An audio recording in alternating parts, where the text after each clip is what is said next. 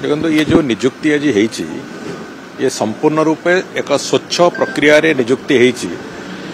ये कथा को केवल सरकार कहना ये कथा को माननीय न्यायालय उच्च न्यायालय भी से बाबद रे तांकर स्पष्टता दे सारी एवं से आधार रे एक कथा को आगू नियाई जेहेतु गेट रो रिजल्ट को लेकिन निजुक्ति होता गेट रो रिजल्ट जो माने जो सीरियली जो मानकर मेरिट लिस्ट आसी समस्ते गेट परीक्षा रे भल नंबर रखिक उत्तीर्ण होती एवं निजर टेक्नोलॉजी दृष्टि जो प्रोफिशिएंसी तार प्रमाण देइचंती। द्वितीय कथा हला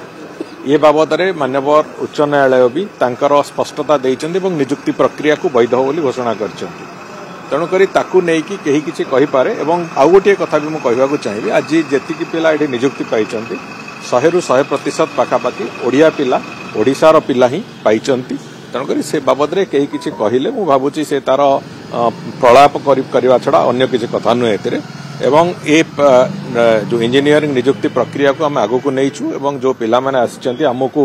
लंबा समय धरिकी विभाग मानकर इंजीनियरिंग विभाग मानकर जो इंजीनियर नथिले एवं इंजीनियर नथिबा कारणरू प्रकल्प गुड़िक विलंबित होता